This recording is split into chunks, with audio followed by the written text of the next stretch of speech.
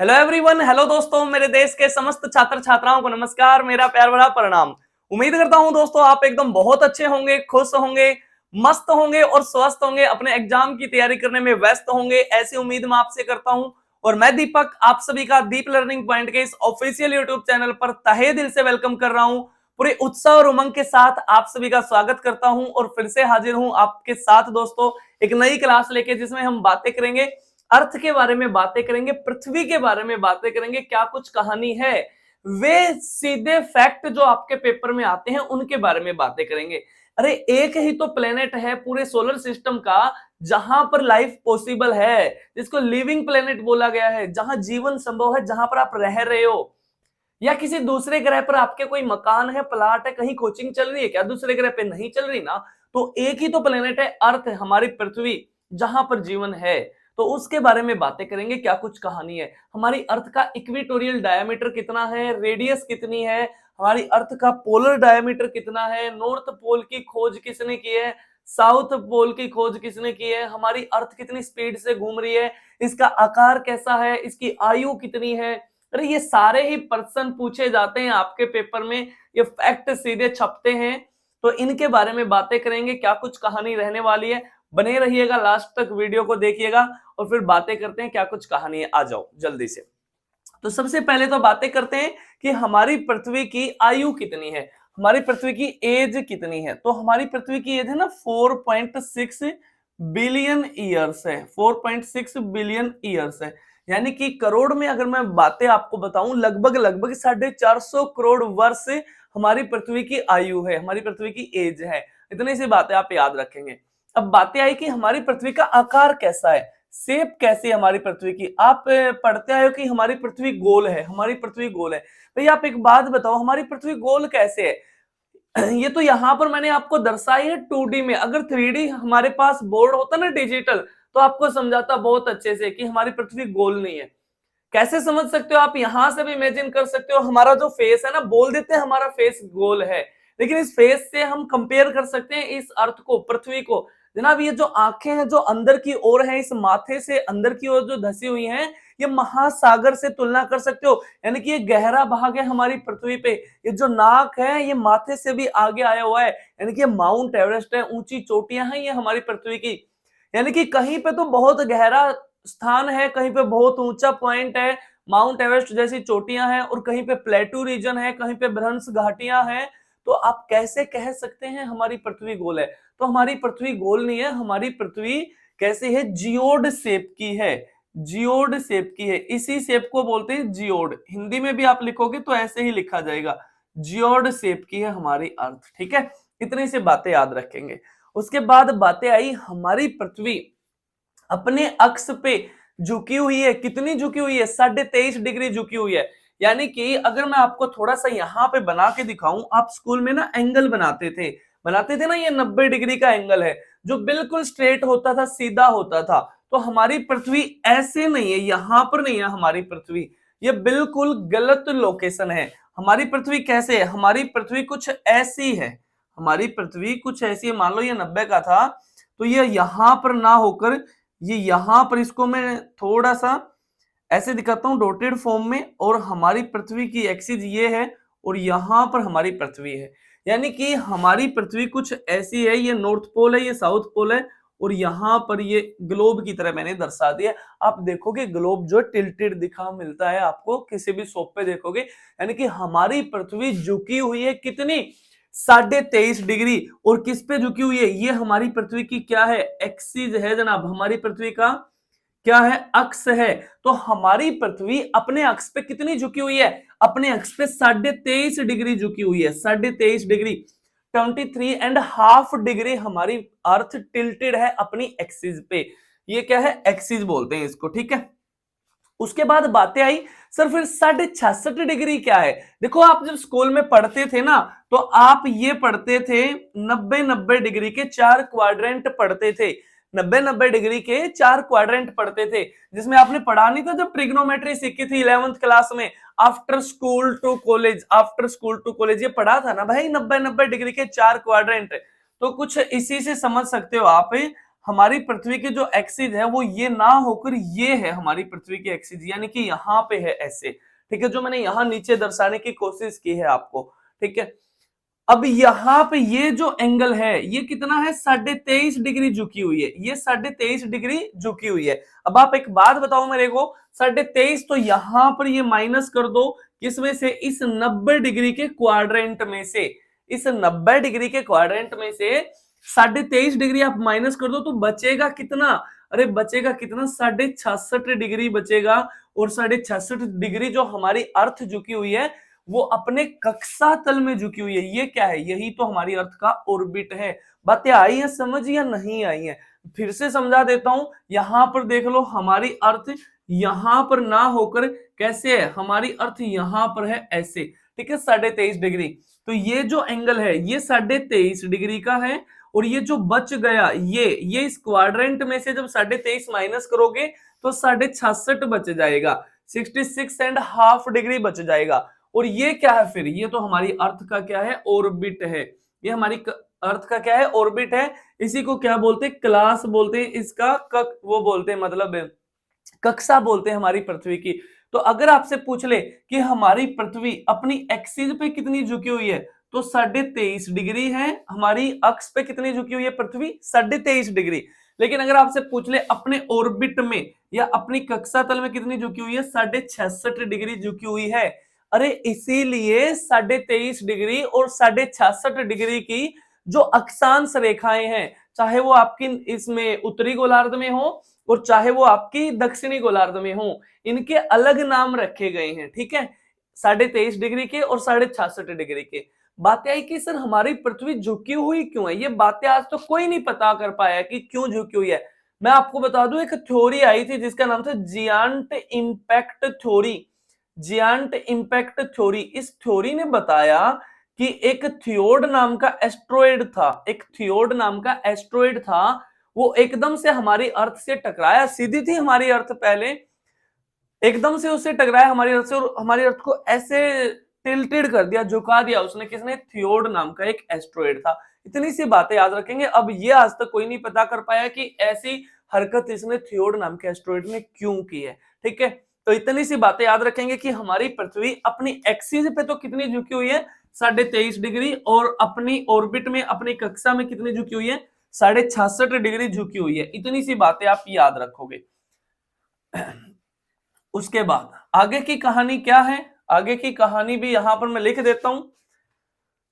तो हमारी अर्थ के बीचों बीच एक लाइन पास होती है जिसका नाम क्या है, यहां पर मैं बना के दिखा देता हूं। सबसे पहले तो मैं इसके ध्रुव आपको बना के दिखाता हूं, पोल।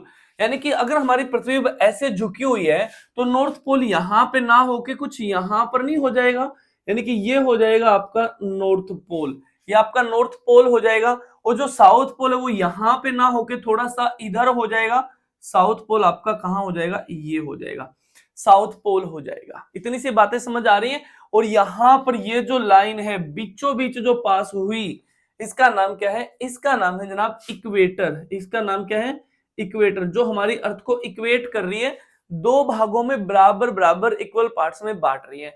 इसी को बोलते हैं क्या, भूमध्य रेखा। इसी को बोलते हैं क्या, भूमध्य रेखा। इसी को बोलते हैं क्या, विषुवत रेखा, विषुवत रेखा।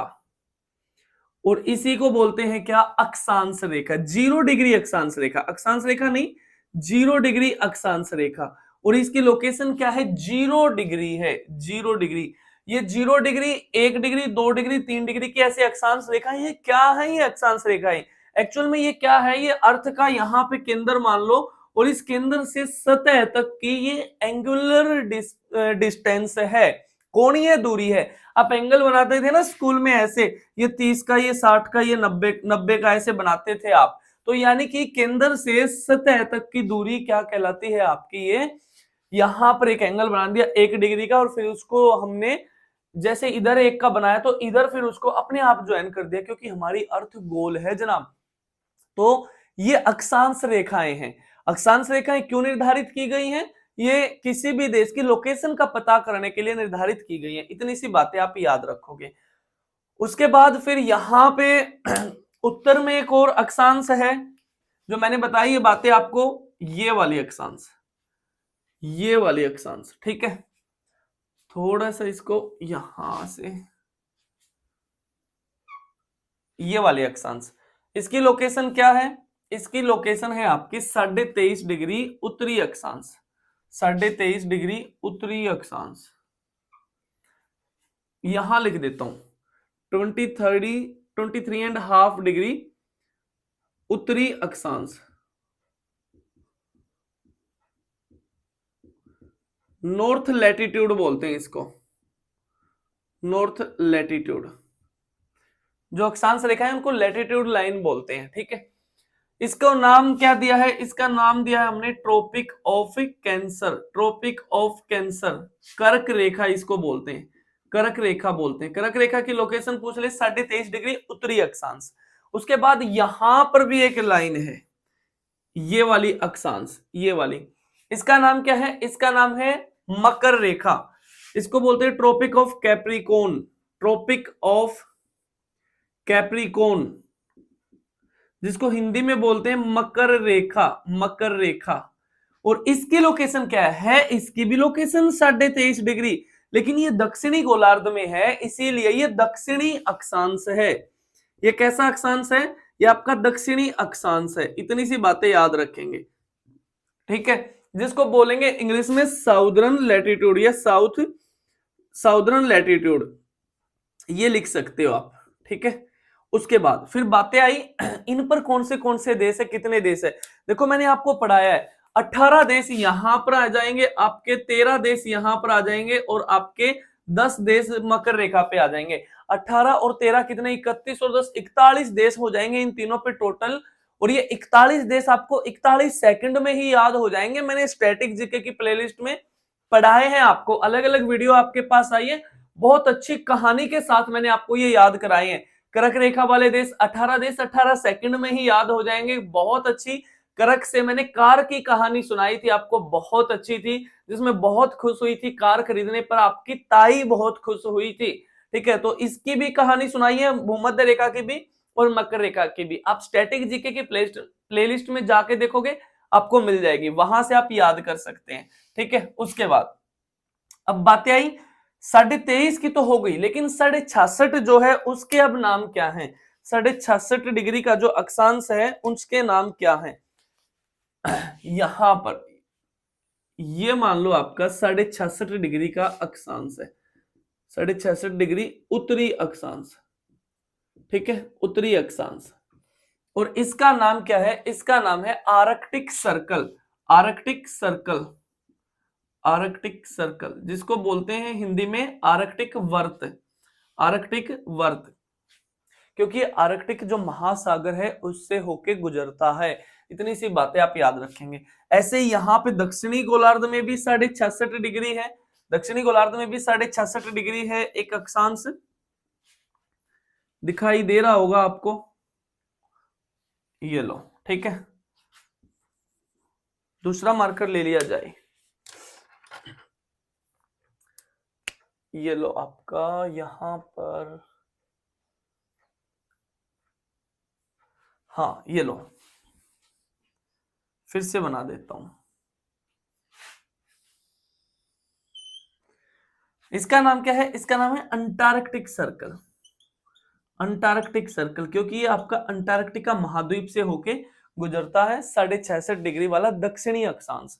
तो जो 23.5 और 66.5 के जो अक्षांश हैं इनके अलग नाम रखे गए हैं, क्योंकि हमारी अर्थ 23.5 डिग्री अपनी एक्सिस पे झुकी हुई है और 66.5 डिग्री अपनी क्लास में झुकी हुई है, अपने ऑर्बिट में झुकी हुई है। इतनी सी बातें याद रखेंगे। उसके बाद अगर आपसे पूछ ले, यहां पर आप लिख सकते हो 66.5 डिग्री दक्षिणी अक्षांश, दक्षिणी अक्षांश, आप इंग्लिश में लिखोगे साउदर्न लैटिट्यूड, साउदर्न लैटिट्यूड।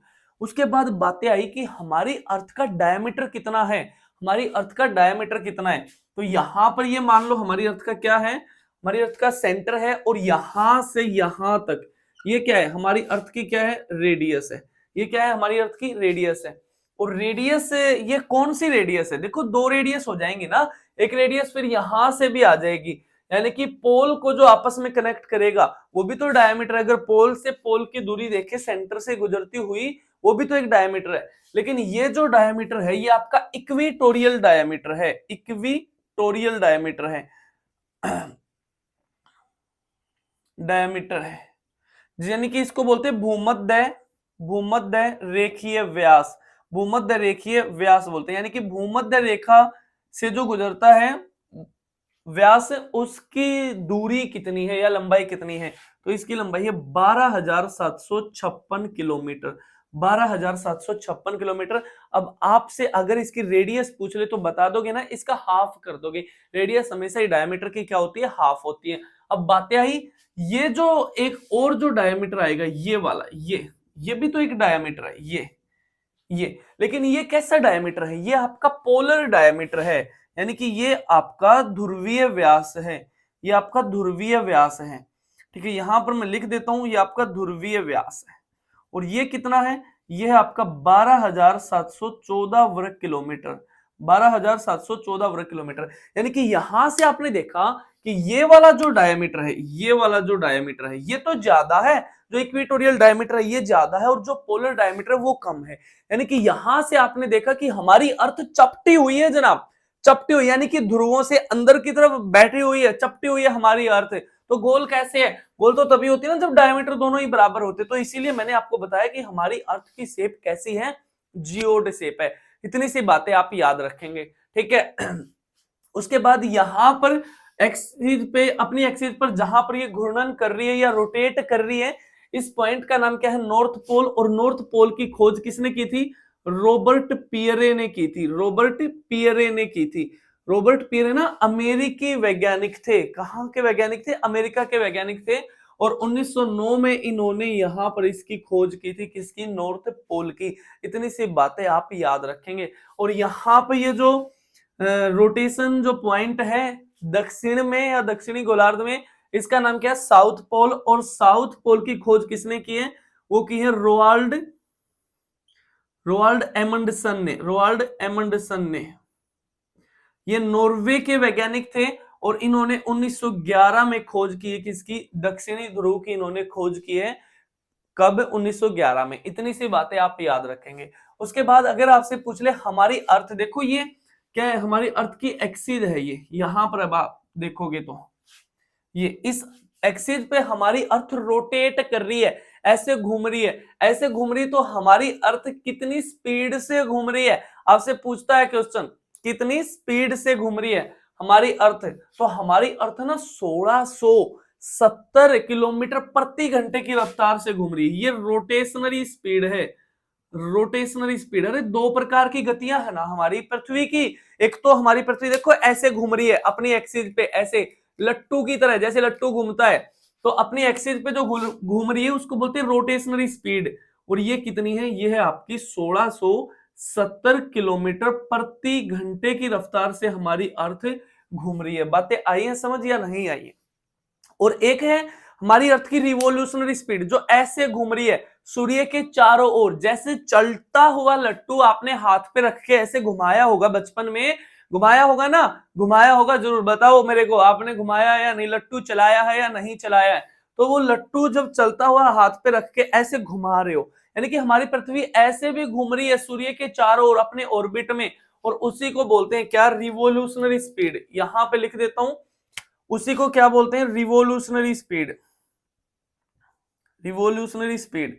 और ये कितनी है, ये है लगभग आपकी 29.8 किलोमीटर प्रति सेकंड है। ये 29.8 किलोमीटर प्रति सेकंड, कहीं कहीं आपको 30 किलोमीटर प्रति सेकंड भी मिलेगा। ठीक है, एग्जैक्ट ये है आपका। इतनी सी बातें आप याद रखोगे। उसके बाद अगर आपसे पूछ ले हमारी अर्थ पर जनाब कितना वाटर है, पानी कितना है हमारी अर्थ पर, लगभग 70 पॉइंट समथिंग, यानी कि 71% के लगभग हमारी अर्थ पर क्या है, पानी है। इसीलिए हमारी अर्थ को क्या बोला गया है, ब्लू प्लेनेट बोला गया है।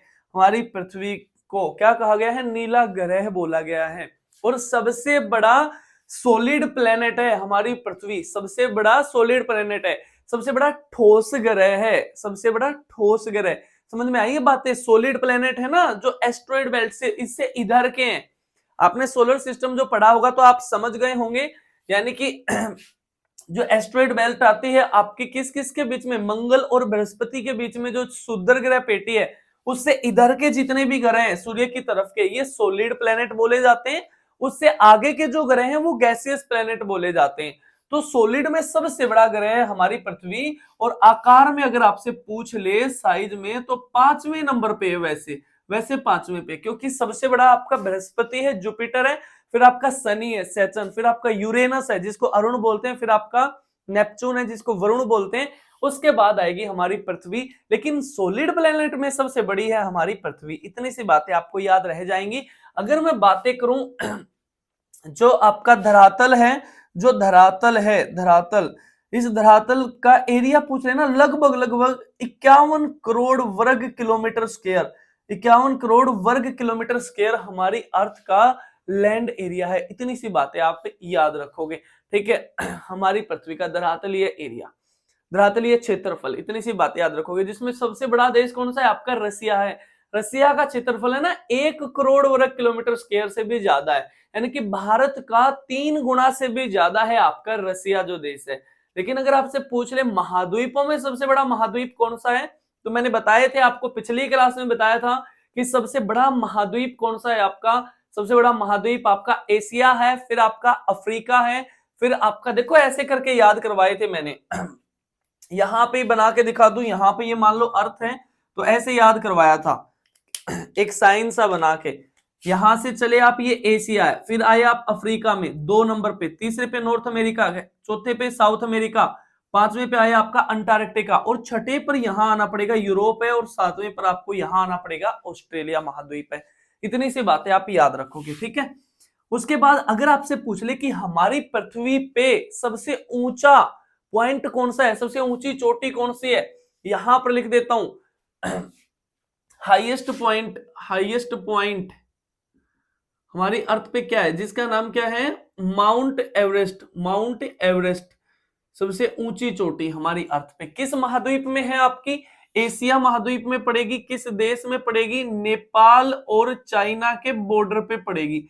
ज्यादातर सेक्शन इसका कहां आता है, नेपाल में। नेपाल में इसको सागरमाथा के नाम से जानते हैं, और चाइना में इसको चोमोलुंगमा के नाम से जानते हैं, चोमोलुंगमा। अरे सबसे ऊंची है तो इसी को कहा गया है goddess of sky, goddess of sky, आकाश की देवी बोला गया है माउंट एवरेस्ट को। और माउंट एवरेस्ट का नाम किसके नाम पे रखा गया है, सर जॉर्ज एवरेस्ट के नाम पे, सर जॉर्ज एवरेस्ट के नाम पे। ये हमारे यहाँ पे है ना, ये महापर्यवेक्षक जनरल होते थे यहाँ पे, तो उन्होंने अपने नाम पे इसका नाम रख दिया है। इससे पहले इसका नाम क्या था, पीक 15 नाम था, पीक 15 इसका नाम था। और माउंट एवरेस्ट को सबसे पहले फतेह किसने किया था, एडमंड हिलेरी ने। एडमंड हिलेरी ने कब फतेह किया, 1953 में, 1953 में, और 29 मई को फतेह किया था। तो इसीलिए 29 मई को मनाते हैं हम mount Everest day, mount Everest day. इतनी सी बातें आप याद रखोगे। अच्छा, भारत से सबसे पहले फतेह किसने किया है माउंट एवरेस्ट को, भारत से, ये आप बताओगे मेरे को कमेंट करके। और 2 बार भारत से माउंट एवरेस्ट को फतेह किसने किया है, ये भी आप बताओगे मेरे को कमेंट करके, ठीक है। तो ये तो हो गया हाईएस्ट पॉइंट हमारी अर्थ का। अब आपसे पूछ ले कि हमारी पृथ्वी का जो डीपेस्ट पॉइंट है, जो गहरा स्थान है, जो डीपेस्ट पॉइंट है, यहां लिख देता हूं डीपेस्ट पॉइंट है, यह है आपका मरियाना ट्रेंच, मरियाना ट्रेंच। और मरियाना ट्रेंच कहां पड़ेगा, ये पड़ेगा आपका पैसिफिक ओशियन में। कहां पड़ेगा, पैसिफिक ओशियन में, प्रशांत महासागर में पड़ेगा आपका मरियाना ट्रेंच। कितना गहरा है, 11,033 मीटर।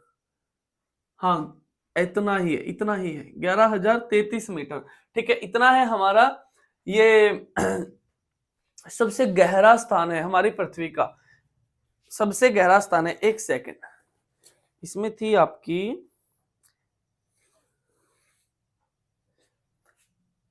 हाँ बिल्कुल सही कह रहे हो आप, 11,033 मीटर गहरा स्थान है हमारी पृथ्वी का। पैसिफिक ओशियन में पड़ेगा आपका मरियाना ट्रेंच। और इसकी ऊंचाई पूछ ले माउंट एवरेस्ट की तो 8,848 मीटर, 8,848 मीटर। हालांकि नई बुक्स में तो 8,850 मीटर आ गई है। 8,850, मैंने 88,000 लिख दिया है। क्या लिख दिया है? 8,850 मीटर। ठीक है, 8,850 मीटर। ठीक है, नई किताबों में ये आ गई। क्यों? क्योंकि हिमालय की ऊंचाई आज भी बढ़ती जा रही है। जब मैंने आपको हिमालय पढ़ाया था तो बहुत अच्छे से बताया था क्या कुछ कहानी रही थी। ठीक है, तो ये बातें पृथ्वी के बारे में आपको जाननी बहुत ज्यादा जरूरी है। क्या कुछ कहानी है? ये हमारी अर्थ की एक्सिस है जो ग्रीन से मैंने दर्शाई है, ये साउथ पोल है, आपका नॉर्थ पोल है, और ये इक्वेटर है। इक्वेटर से इधर का जो ये सेक्शन है सारा, इक्वेटर से इधर का ये जो सारा सेक्शन है, ये यहां तक का ये आपका उत्तरी गोलार्ध है, और ये इससे नीचे का जो सेक्शन है ये आपका दक्षिणी गोलार्ध है। इतनी सी बातें आप याद रखेंगे। इक्वेटर ने हमारी पृथ्वी को दो भागों में बांटा है, एक उत्तरी गोलार्ध में, एक दक्षिणी गोलार्ध में, और एक और रेखा है जो आपकी यहां से गुजरेगी, ऐसे, यहां से ऐसे मान लो इसको। ठीक है, इसका नाम क्या है? इसका नाम है 0 डिग्री देशांतर रेखा। 0 डिग्री देशांतर रेखा, जिसको क्या बोलते हैं? प्रधान यामियोत्तर रेखा भी बोलते हैं, प्राइम मेरिडियन टाइमलाइन भी बोलते हैं, जिससे पूरे विश्व का समय मापा जाता है। ये कहां से गुजरती है? ये लंदन का एक शहर है ग्रीनविच, ग्रीनविच, वहां से गुजरती है। वहां से ये निर्धारित की गई है। ये आपकी अक्टूबर 1884 में निर्धारित की गई थी। इतनी सी बातें याद रखेंगे। ठीक है, अक्टूबर 1884 में बातें आई। सर क्या ये रेखा जो 0 डिग्री देशांतर है या 0 डिग्री लॉन्गिट्यूड लाइन है, क्या कहीं और से भी हो सकती थी? हाँ जनाब, बिल्कुल हो सकती थी। अरे ये तो हमारे भारत से भी हो सकती थी, कहीं से भी हो सकती थी ये, लेकिन ग्रीनविच से ही क्यों हुई है? इसके बारे में भी सुन लो बातें, क्या कुछ कहानी है। देखो, सबसे पहले तो इक्वेटर के बारे में जानते हैं। क्या ये इक्वेटर इससे अलग किसी लोकेशन पे हो सकती थी? मान लो मैं आपसे कहूं कि इक्वेटर यहां पे ना होके यहां से हो सकती थी, तो कैसे हो जाएगी भाई साहब? बिल्कुल बीचों बीच गुजरी है, तो पृथ्वी के, अर्थ के बीचों बीच गुजरी है। कौन सी? इक्वेटर। बिल्कुल ऐसे समझ लो, मान लो यहां पर मैं यहां पर बना के दिखाता हूं, ये क्या है? ये एक सेब है भाई साहब, एप्पल है। ठीक है, और जो इश्क के रोगी हैं, बीमार हैं, उनके लिए ये क्या है? दिल है। तो आप सोचो, इसको अर्थ से कंपेयर कर लो अभी या एप्पल से कंपेयर कर लो। मैं आपको कहूं कि इस एप्पल को आपने बिल्कुल बीच से काटना है, लेकिन कैसे काटना है? हॉरिजॉन्टली कट करना है। हॉरिजॉन्टली कट करना तो आप बिल्कुल बीच से ही कट करोगे, ऐसे बिल्कुल बीच से कट करोगे। और ये क्या है? 0 डिग्री वाली अक्षांश रेखा है, भूमध्य रेखा है। इतनी सी बातें आपको समझ आई है या नहीं आई है? लेकिन अगर मैं अब आपसे कहूं कि इस एप्पल को आपने बीच से काटना है, लेकिन वर्टिकली कट करना है, वर्टिकली कट करना है, यानी कि इधर ये नाकू होता है जो इसकी तरफ से कट करना है, तो आप जनाब चाकू को किधर भी रख लो, ऐसे रख लो, ऐसे रख लो, कैसे भी रख लो, ये एप्पल हमेशा बीच से ही कटेगी। बातें आई है समझ या नहीं आई है? मान लो ये एप्पल है तो चाकू ऐसे रखो, कैसे भी रखो, बीच से ही कटेगी। तो ये जो 0 डिग्री वाली देशांतर है, ये कहीं से भी हो सकती थी, ये हमारे भारत से भी हो सकती थी, लेकिन बातें आई सर ब्रिटेन से ही क्यों हुई है? ये ब्रिटेन से इसलिए हुई है, अरे ब्रिटेन का तो उपनिवेशवाद था ना बहुत सारे देशों पे, इन्होंने तो राज किया ना सभी देशों पे लगभग लगभग। तो ये लोग ट्रेड भी तो करते थे, उन देशों से व्यापार भी तो करते थे, इंपोर्ट एक्सपोर्ट, बहुत सारा सामान अनेक देशों से लूटा है इन्होंने, ऐसे कह सकते हैं। तो इन्होंने क्या किया, लंदन में एक लेबोरेटरी थी, ग्रीनविच लेबोरेटरी, वहां पर एक रेखा इन्होंने निर्धारित कर दी, और इन्होंने कहा कि इससे इधर के जितने भी देश हैं वो पूर्व के देश हैं, वो पूर्वी गोलार्ध के देश हैं, इससे इधर के जितने भी देश हैं वो वेस्टर्न हेमिस्फेयर के देश हैं, वो आपके पश्चिमी गोलार्ध के देश हैं। ऐसा इन्होंने कहा, इनकी चलती थी भाई साहब, बस ऐसे मान लो आप। तो ये तो कहीं से भी गुजर सकती थी, लेकिन ये यहीं से गुजरेगी, 0 डिग्री वाली भूमध्य तो यहीं से गुजरेगी, और ये कहीं से भी गुजर सकती थी। उम्मीद करता हूं जो बातें मैं आपको समझाना चाह रहा हूं ना, वो आप समझ गए होंगे। समझ में आई है बातें या नहीं समझ में आई है? समझ में आई है तो जरूर बताओ मेरे को कमेंट करके। ठीक है, तो ये जो 0 डिग्री देशांतर है, इसने हमारी अर्थ को दो भागों में कैसे बांटा है? इससे इधर का जो सेक्शन है ये पूर्वी गोलार्ध है, और इससे इधर का जो सेक्शन है ये पश्चिमी गोलार्ध है। तो ये बातें पृथ्वी के बारे में आपको याद रखनी थी। उम्मीद करता हूं ये बातें आपको समझ में आई होंगी। आज की क्लास आपको कैसी लगी? अच्छी लगी है तो लाइक जरूर किया करो वीडियो को, कमेंट करके जरूर बताया करो मेरे को, और शेयर किया करो वीडियो को ज्यादा से ज्यादा अपने स्टडी ग्रुप में, अपने फ्रेंड्स में शेयर किया करो ज्यादा से ज्यादा। ठीक है, बातें आ रही है समझ या नहीं समझ में आ रही है? जो भी आपके डाउट हैं जरूर कमेंट किया करो, पूछा करो, और बहुत अच्छे से मैंने आपको पढ़ाया है, ज्योग्राफी पढ़ाई है बिल्कुल बेसिक से। आप तैयारी करें कॉम्पिटेटिव एग्जाम की तो प्लेलिस्ट में जाके आप विजिट करोगे तो इंडियन ज्योग्राफी पढ़ाई है मैंने पहले आपको, और स्टैटिक जीके भी पढ़ाया है बहुत अच्छे से। तो अगर आप उस सीरीज से नहीं जुड़े हैं तो उस सीरीज से भी जुड़ सकते हैं और अपनी जीएस को बहुत बेहतर बना सकते हैं। तो चलिए दोस्तों, आज की क्लास में बातें इतनी ही रखते हैं, बाकी बातें कल करेंगे सेम टाइम सेम जगह अगले दिन। तब तक के लिए खुश रहो, मस्त रहो, स्वस्थ रहो, अपना ख्याल रखो, अपने घर वालों का ख्याल रखो। जय हिंद, जय भारत, वंदे मातरम।